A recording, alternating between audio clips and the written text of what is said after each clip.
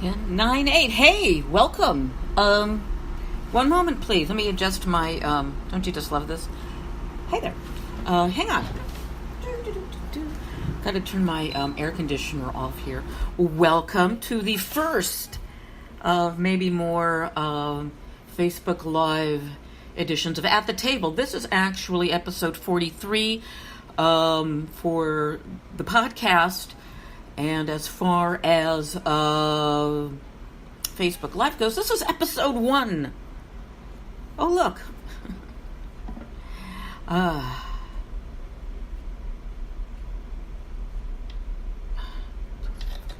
Seriously?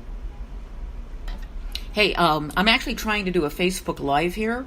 And believe it or not, I have a shitty enough wireless connection sitting right by the my router.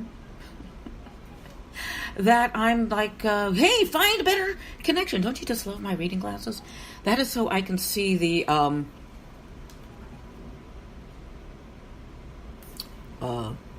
screen. I'm also doing my radio podcast show, which is actually streaming live right now on Spreaker.com/NetrootsRadio, so you can do both. And listen to me. Yeah. As I said, this is episode 1 of my Facebook Live stream, and I want to welcome everybody who is listening, watching, and having fun, because I have been I am dealing with, oh my God, those are my work clothes back there.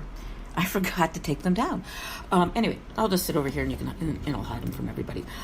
Pickle Rick is hiding in those around the side here. Let's see. There's Pickle Rick.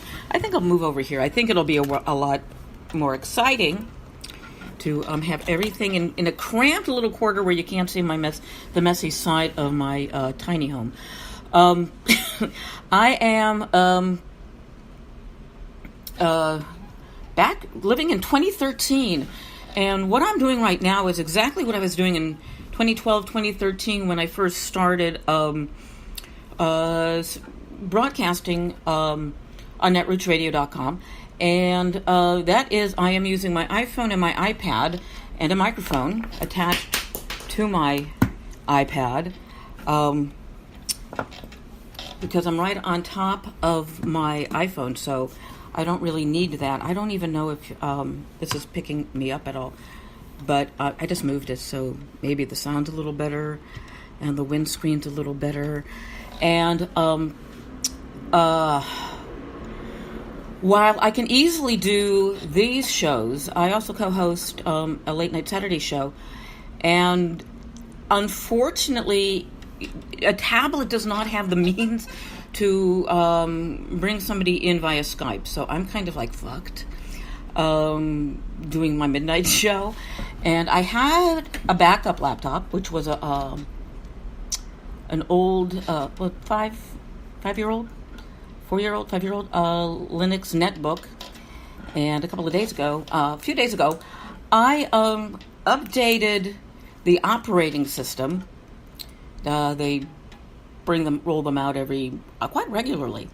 And apparently it broke every fucking thing I needed to use to connect the application, the program I use to the search. Well, actually my hardware to the computer so I can do my shows. I mean, couldn't even get a USB microphone to be recognized by anything but an editing program called Audacity. And a couple of days ago, fucking computer just up and died. I don't even have that.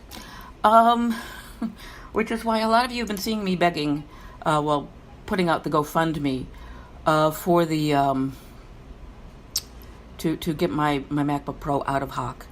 I have like another month before Apple decides I have abandoned it, and I am shit out of luck until I get my next tax return, and then I get to spend all of that on a new MacBook for the want of, at this moment, $420. That's right, for $420, I can actually have a computer that will actually not only allow me to do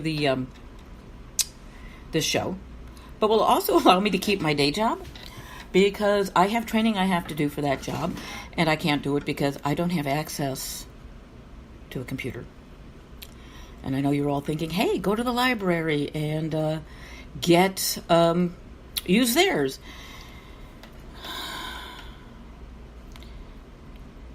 They're usually out of date and won't support the modules that are being used, and they're restricted, and these take an hour or so, and they don't like you sitting at a computer for a couple of hours doing shit like that. Anyway, if you are so inclined and you want to throw 40 people $20, you've got it. It is gofundme.com/Kelly's Studio, I think. I don't even, I will I'll put a link into the on the page so you can find me. I think I have done that all right. I also have a Patreon. But anyway, going back to you're listening to At the Table. You're listening to Kelly Lincoln, the Roaring Girl White, on At the Table here on NetrootsRadio.com. This is kind of like the episode. This is episode 43, and it is titled "Starving the Thought Form." And I'm using that term because the alt-writers who created the Pepe meme, they claim that they dreamed or memed Donald Trump into existence. Well, if that is the case, he is a thought form. And you can dissipate a thought form, any type of thought form, negative energy, sort of stuff that goes on in your head, by just starving it, not giving it any energy. And I consider Donald Trump a thought form, a negative thought form. He is a walking root chakra. And by that I mean, for those of you who are old enough to remember, the New Age and crystal jamming and all of that, you know about people who are described, or even still described, as walking heart chakras. They are very, very needy emotionally, and you feel, they come up to you and you feel really good while you're around them and everything and all that. And then when they leave, you are emotionally drained, and it's not because they have whined, bitched, and moaned at you, but they have just sucked the compassionate energy out of you. And I'm moving so much. And Donald Trump is a lot like that, except what he does is that he just draws the energy out of the root chakra, out of your survival chakra. And there are those that, these wheels, these tunnels of these power things. And the root chakra is just not for, everyday basic survival, but it's financial survival. And people are either, and we're always, you have these, feelings that, something's not right, you're stressing on money like I am. We all stress on money, and that kind of like brings makes us more fearful about our personal survival. How am I going to pay my bills? I need to eat. I need to do laundry. How am I going to get to work? I don't have the $2.75 for the train. And you have to learn how to balance that, saying it's all going to be okay. I've got the money. It's going to be there. You scrimp and you save. I'm on a fixed income. I work part-time. Extremely part-time. I work 10 hours a week. I had been working 20, and then the company I work for, I'm a third-party vendor representative.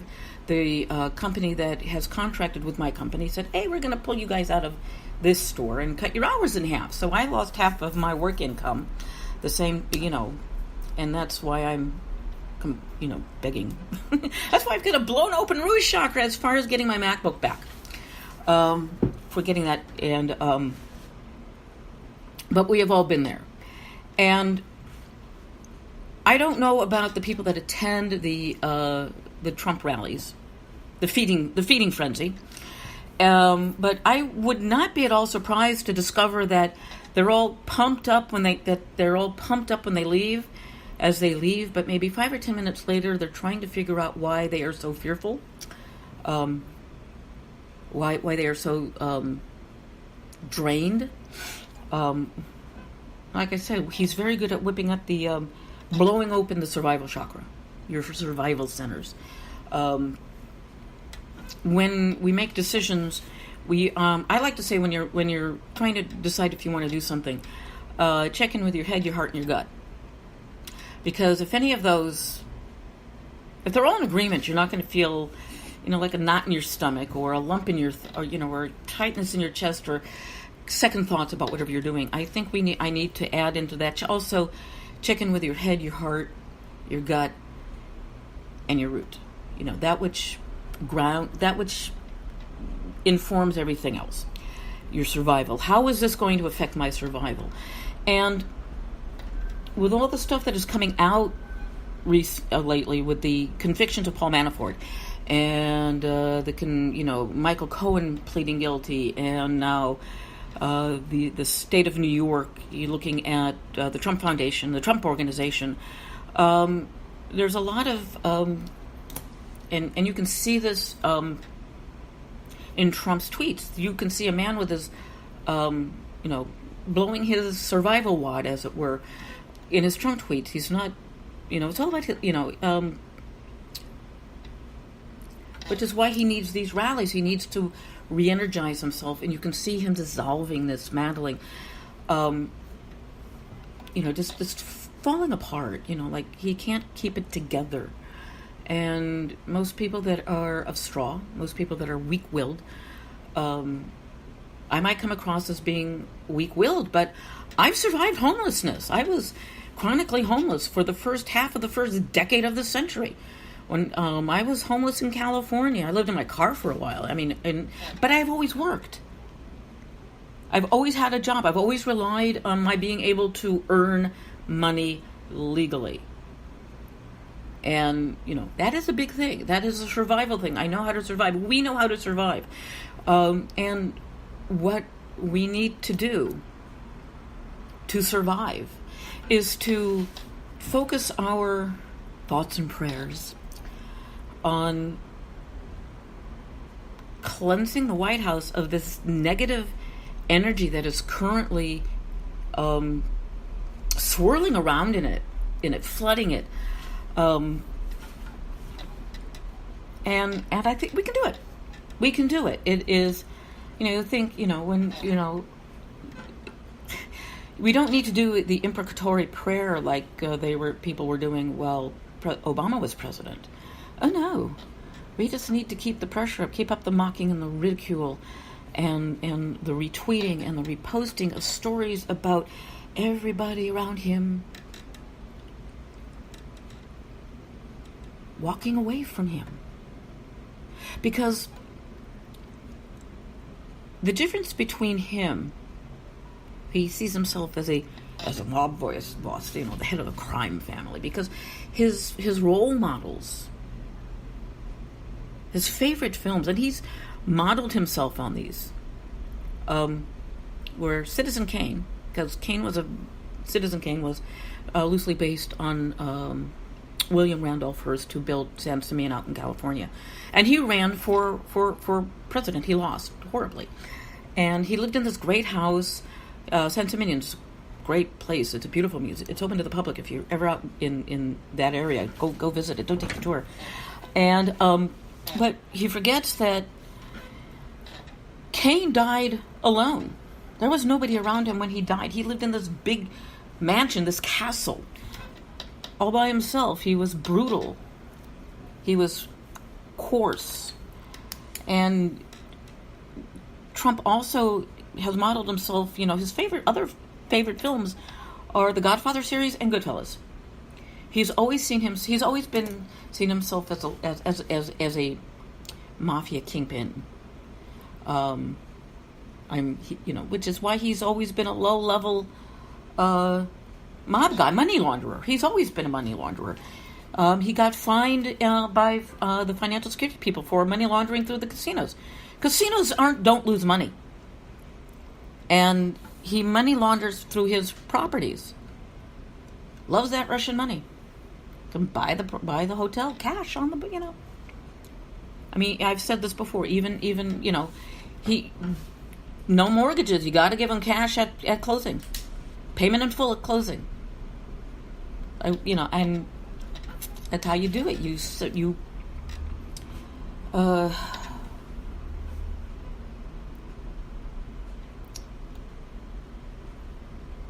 keep the thought pressure on. We can take him seriously. We must take him seriously for what he is doing to the nation. Another thought form we need to work on is Jeff Sessions, the Attorney General, because Sessions is in the process of putting into place nationwide the sort of voter suppression and bigotry and racism that is abundant in his head in the South, among the racists in the South. He's in the process of doing that. And we have to remember that the North has always acquiesced to the South, from the signing of the Declaration of Independence, where the outlawing, the abolishment of slavery had to be removed from the Declaration in order to get South Carolina to vote for it. The 3/5 of a person in the Constitution was acquiescing to the South. The Jim Crow, everything. The South may have won the battle, but they are winning the war. May have lost the war, but they're winning the guerrilla war. We also need to ask why the Turner Diaries are being sold in bookstores and airports and train stations, because I just made aware today that the Turner Diaries, which was the inspiration for the Timothy McVeigh and the Murrah Federal Building bombing, domestic terror attack, was his inspiration. We will always have racists and white nationalists and white supremacists and people who think they are superior to everyone else amongst us. And we need to take them seriously as well. They are negative thought forms. And we as progressive liberals, we as moderate Republicans, we as Americans, political parties be damned, have to understand that unless we take vocal stands and stand up to them, and not incite violence, because that is what they want. They want to be seen as the poor put upon, the victims, even though they come ready for battle in their armor and their helmets and their sticks and everything and all their little subtle ways of hiding weapons when they come.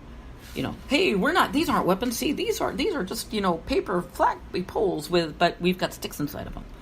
They're cardboard, see?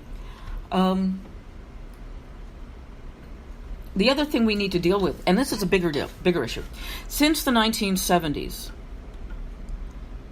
racists of all stripes have been trying to mainstream themselves, and as we now see, quite a number of them have joined law enforcement, because that gives them, in their heads, license to kill people of color,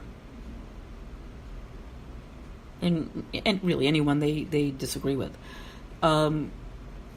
We need, as Americans, to demand of every single police department in this nation higher standards,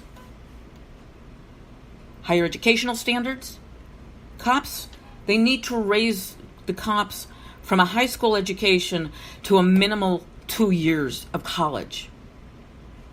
If you have a college degree, the police departments don't want you.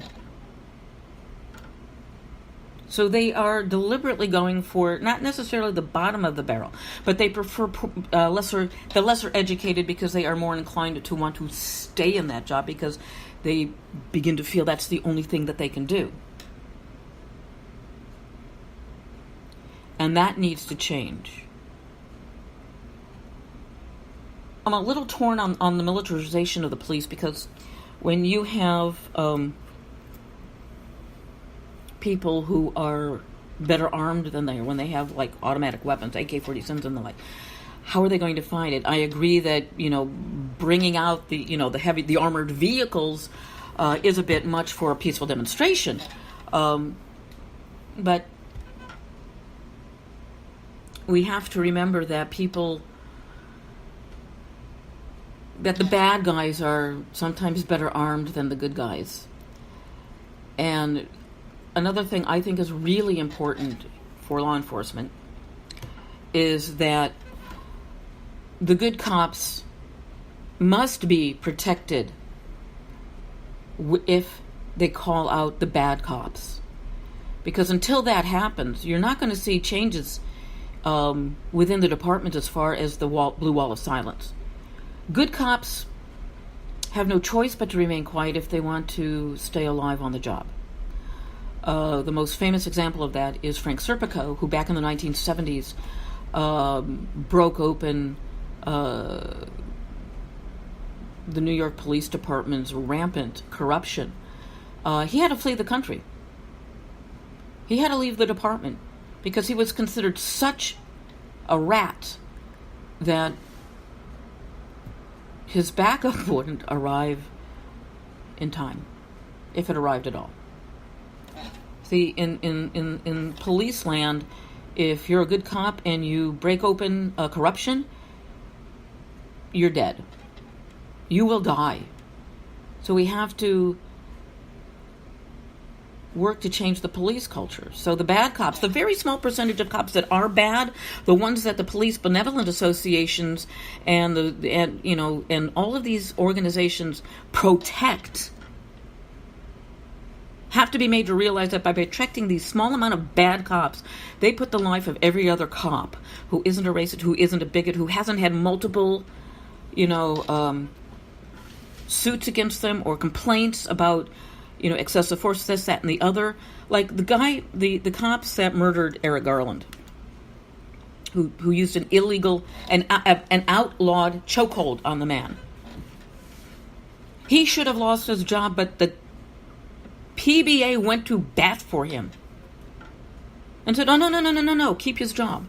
These are negative thought forms we need to work on encouraging them to resign and find other lines of work more suited to their temperaments, maybe like wrestling, pro wrestling. They like to beat people up, pro wrestling. TV show bonded security guys. But, what is the process for negating a thought form? For getting rid of a thought form? Well, you already know how to do it. You do it every time that you push you push a negative thought out of your head. You dismiss it. It says, "You don't bother me." You use the same thing. Lord, help me be, whatever method that you use to turn a negative headspace around, that's what you use to work on getting the thought form in the White House out. Get a little tiny White House, build a model, and as you're building it, build a little model of the Oval Office and rearrange the furniture in it. Get little stick figure dolls, make them, and have one orange and have it leaving. Bury it. Make it out of make a marzipan Donald Trump, or a little sugar Donald Trump, or dough Donald Trump, and put it in something and let it just dissolve. And as it dissolves, you're dissolving the thought form in the White House.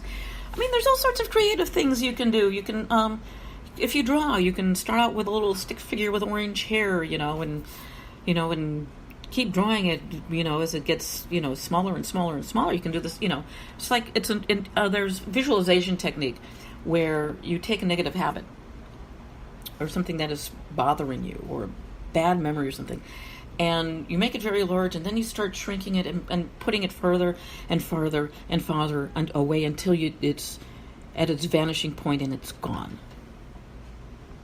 You can do that. It's very simple. I've been blithering on for 20 years. For 20 years. I have Lawrence O'Donnell. This is what I look like without my reading glasses. Oh, I think I'll keep them off because do I really need to see myself? No, I don't. The artwork behind me is all mine. Let me show you Pickle Rick.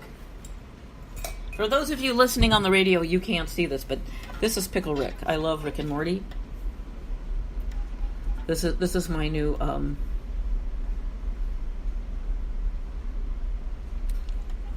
avatar, Pickle Rick.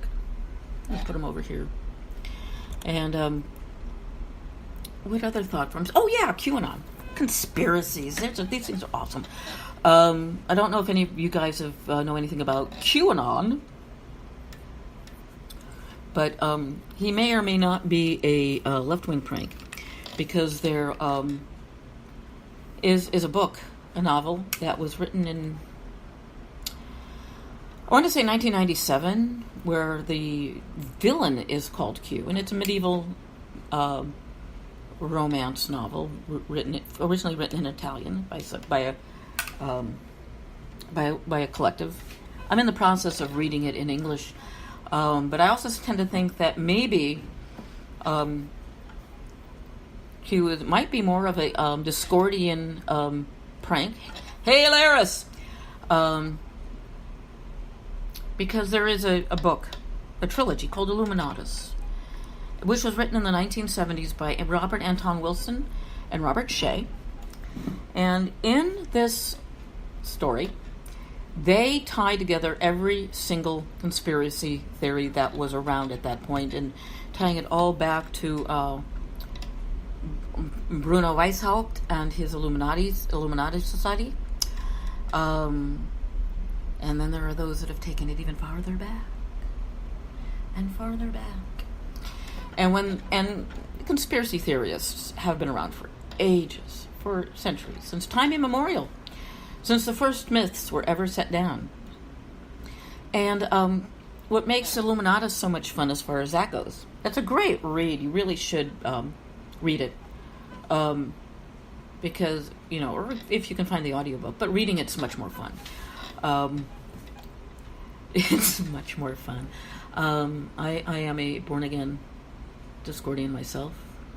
I am a follower of the Principia Discordia, and I have been practicing Bavarian fire drills since 1980. And when this trilogy was written, Robert Anton Wilson was on, might be wrong, but it might have been the Ron Owens talk show on KGO Radio, San Francisco. And this was when it was real talk radio, where people would call in and talk to the host or to the guest if there was a guest. And it was a nice exchange of ideas. You didn't have people that were only on to agree. That was a long time ago. And there were people calling up the station, telling, thanking, who were believing that what was written in these 3 books was real. And that's exactly what is, and what we are seeing are the children of these people's children. They have been, some people are just bored. I love good conspiracy theories because they're fun. But my biggest issue is that I have a rather high a low tolerance for bullshit. And it's really hard for me to wade through the conspiracy theories. There's a shit ton of conspiracy groups on Reddit, and if you need to get your fill of it, and you can wade through them yourselves. There's the Donald Great Awakening, which is a Q Anon subreddit. Great one. The conspiracy subreddit used to be really, really good, and now, now it's all, sadly, agree with me or you're a shill, and I will ban you. Which brings me to the conspiracy about people being shadow banned on Twitter. That doesn't happen. You're not shadow banned if you're not in the top 10 results when you search. It's not a shadow ban. It just means that you're just not there. I mean, I go searching for people I am following on Twitter, and sometimes I can't find them in my in the search bar. But that doesn't mean they're not there. If you're, just go to Google and go twitter.com, and then the person I'm looking for, person you're looking for, they'll show up. They're there.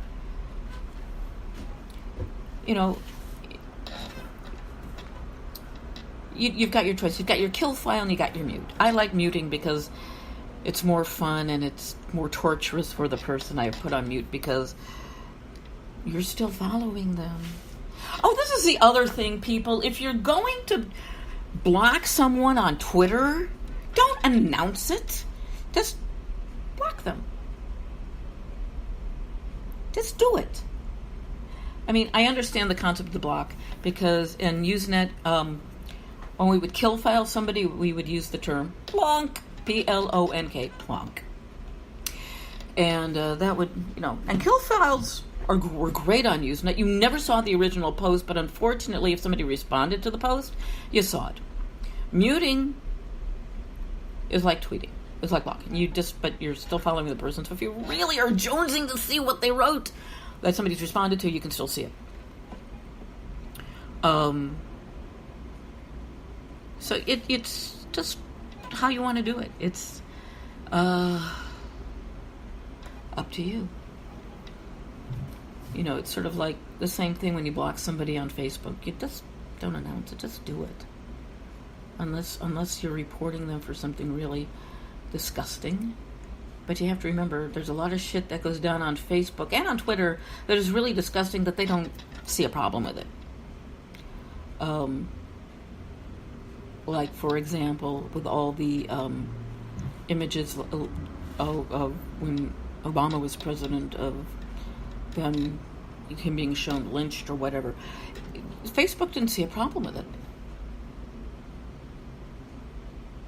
However, they had a real problem with a woman who had a double mastectomy and then had the scars covered by tattoos, so it looked like she had this really gorgeous bandeau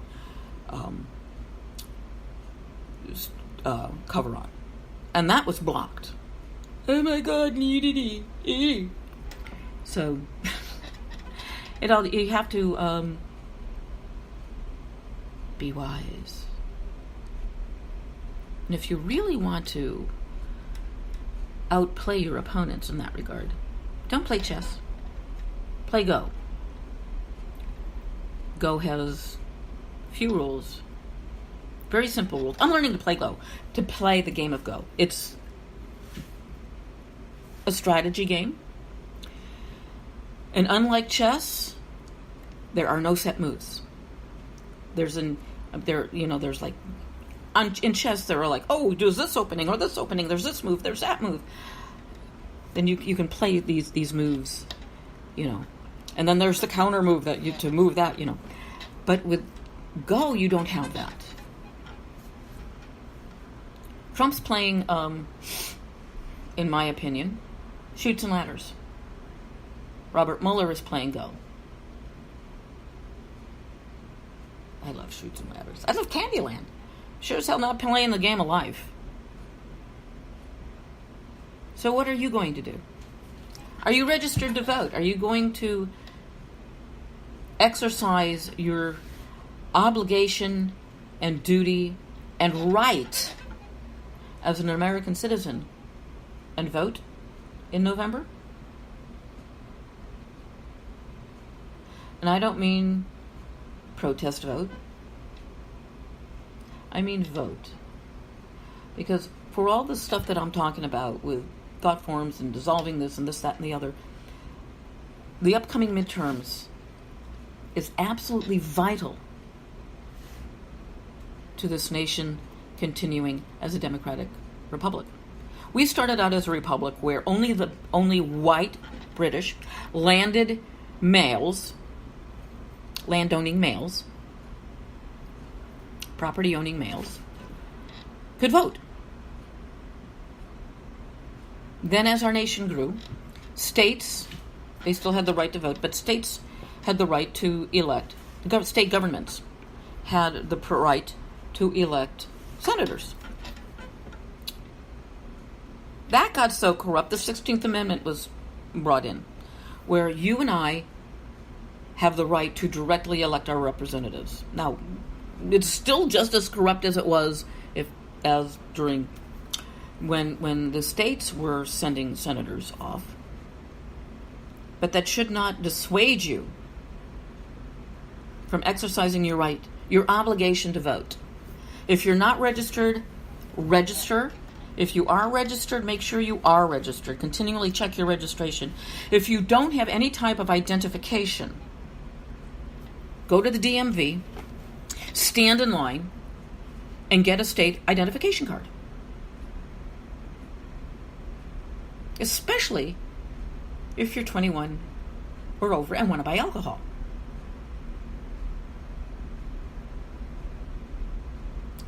Or you need to prove your identity. Well, you're not legally obligated to have ID.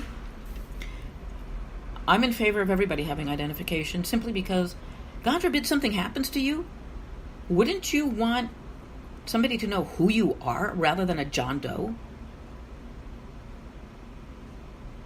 And besides, if you don't have an ID, how can you get to work? How can you find a job?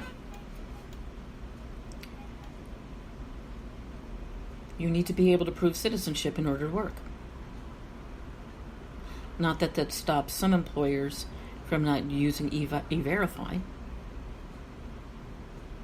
But I'm a proponent of everybody having identification for no other reasons, and God forbid something happens. People know who you are.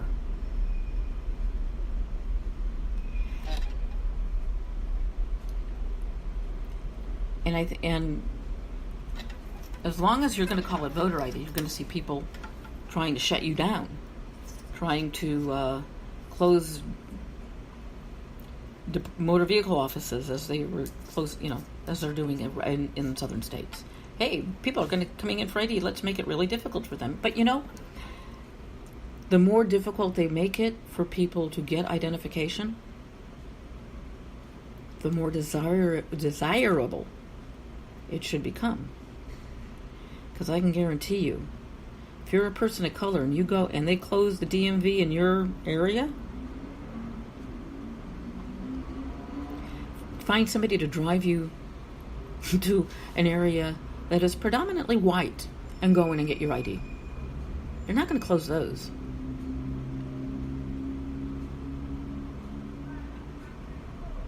The states that close down your DMV offices to keep you from getting identification, they're counting on you giving up.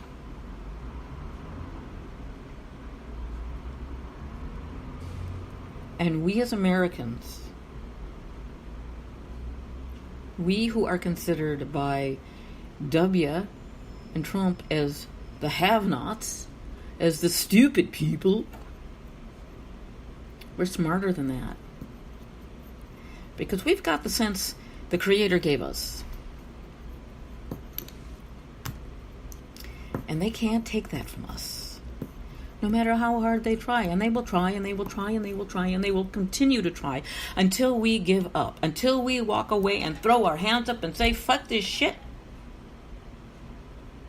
Like so many people did in November of 2016. They threw their hands up and sat home. Voted third party as a protest vote. And here we are.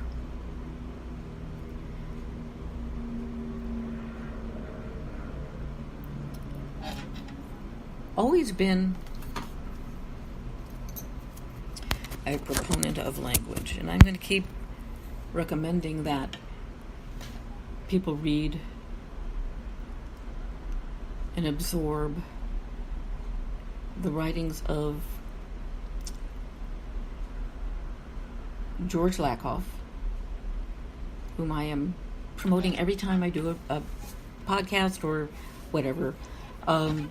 He's a cognitive linguist, and what he has to say about language and how this administration is using language is very important, especially in how we, as sane Americans, respond to it. And the first thing you want to do is not walk into that fucking political frame like you see every night on the fucking news. Continually walking into his frame. Still doing it. They're still doing it. On those programs, on those opinion shows where they don't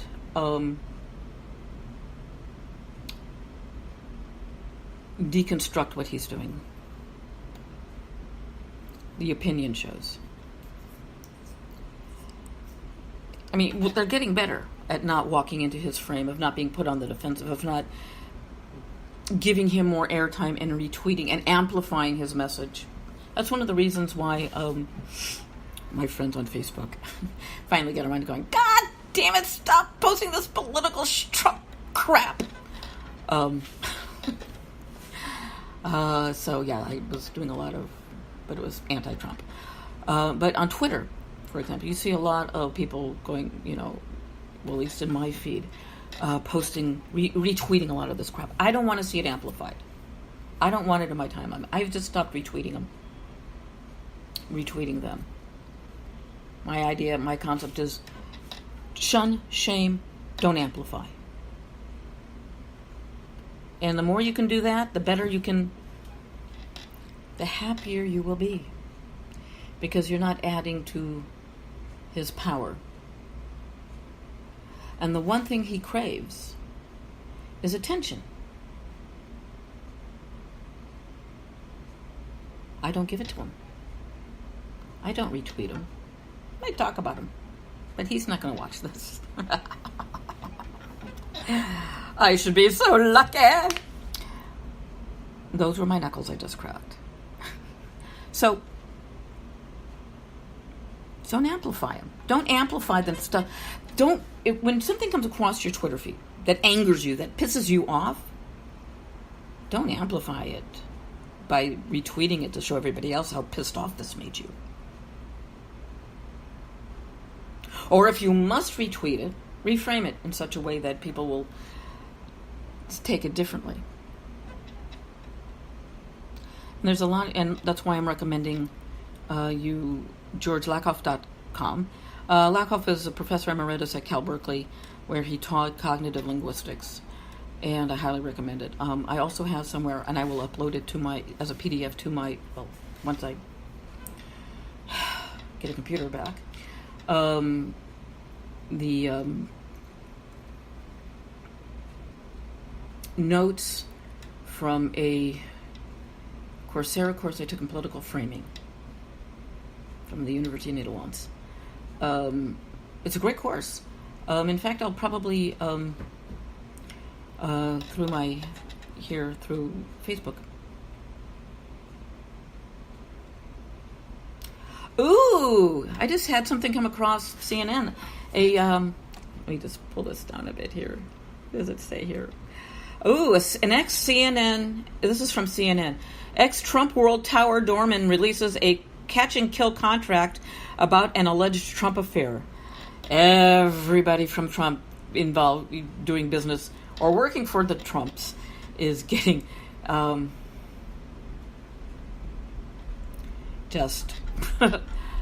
is getting in on the act. That's going to be interesting to see what goes on here. I can't go and look at it, damn it. Actually, I'm going to go look at it, and I'll have some more notes for you on my Facebook Live page here at facebook.com/masterlesspeople. Stay tuned for the next one. Have a good night. Have a good weekend. I'll be talking to you. Bye.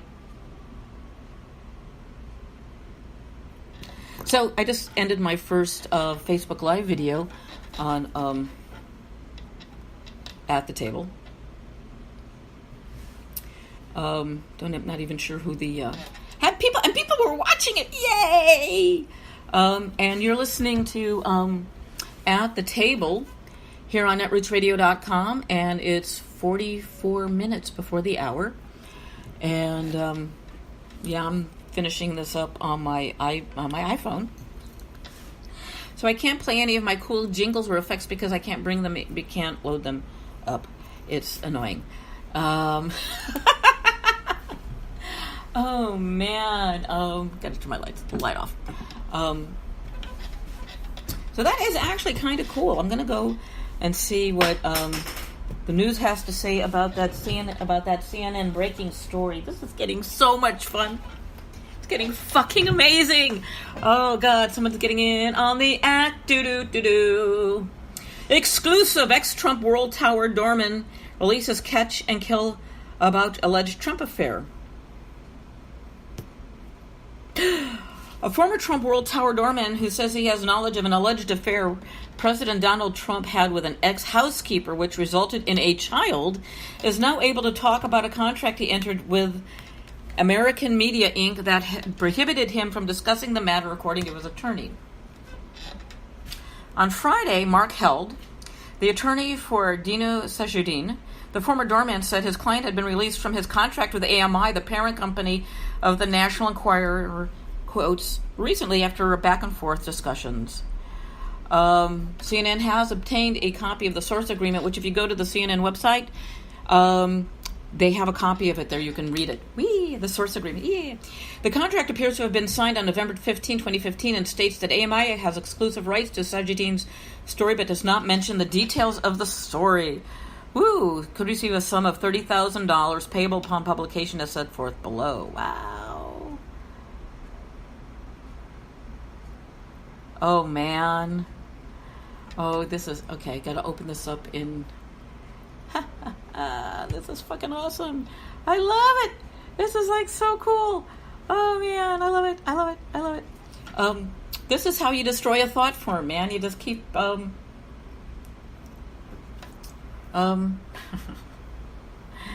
wow.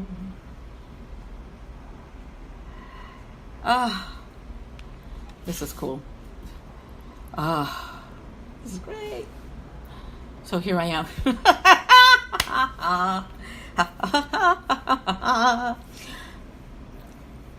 So I'm getting... man. This is so fucking cool.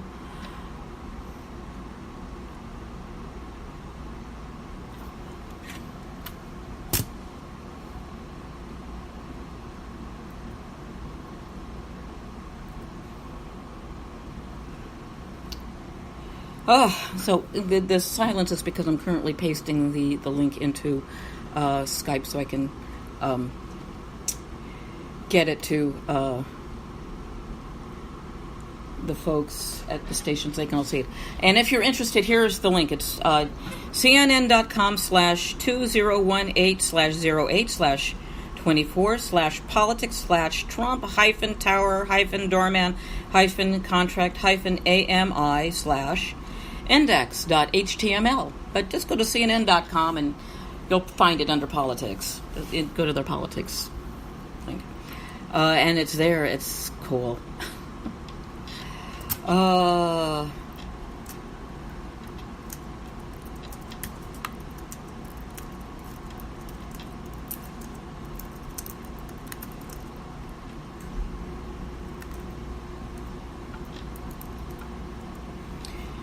So it's 48 minutes before the hour, and what more can I say? Beautiful day here in New York City. Well, it's actually evening because I'm recording this on a Friday night. And Pickle Rick is happy and sassy, along with little asshole, my jester's bauble that was made for me by a dear friend. And wow, I think I managed to do this. I still am in need of a getting my Mac back. I have training to do. So, as more and more pent-up negative energy gets released from people and it gets out of their systems, because we're going to see more and more meltdowns, true meltdowns, and I'm I'm going to end it here tonight, ladies and gentlemen. It's going to give you 10 minutes to get your head in gear and just stay tuned for Katie Speaks with Katie Klobuchar here on NetrootsRadio.com. And I'll keep talking for a little while longer because that's how we need to go. Just enjoy your weekend. I know I am. I will be at work. Earning the big bucks. Standing in a big box store waiting to sell you things. And that's how it goes. Because that is the circle of life. Yeah. That's strawberries. Want strawberries? It's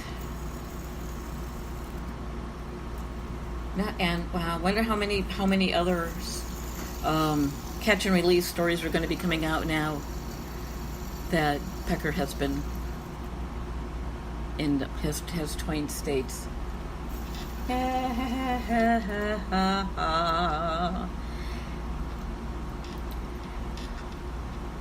And the walls come a-tumbling. Joshua fit the battle of Jericho. Jericho. Joshua fit the battle of Jericho. And the walls come a-tumbling down. Yeah. Joshua fit the battle of Jericho. Joshua fit the battle of Jericho. And the walls come a-tumbling down. That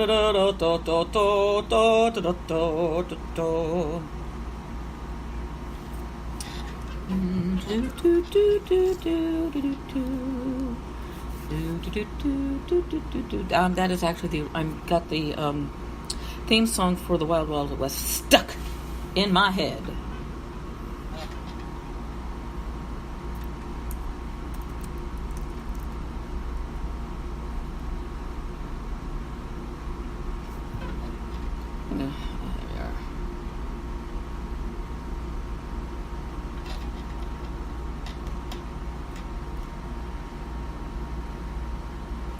We're going to play it here for you. Stay tuned.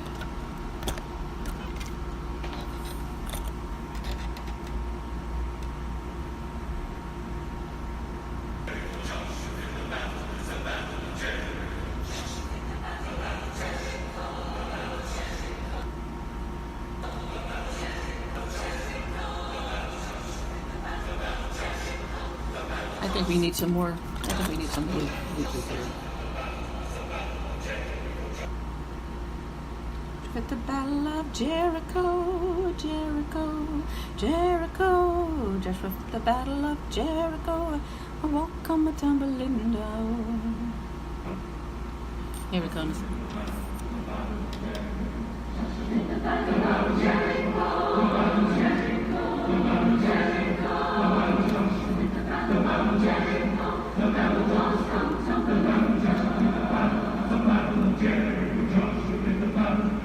This is the Mormon Tabernacle Choir singing, by the way.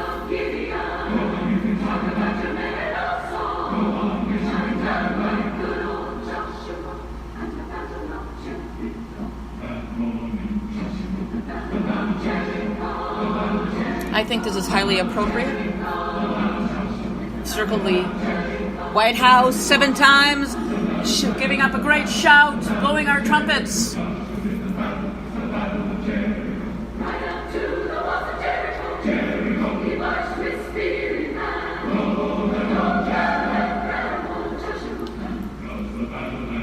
My God, that choir is white. Oh no, there's a...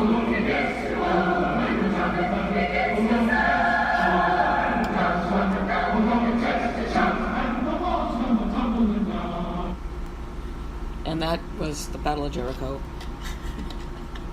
I'm just having too much fun. So good night, everybody. And again, stay tuned for Katie Speaks with Katie Klobuchar here on NetrootsRadio.com.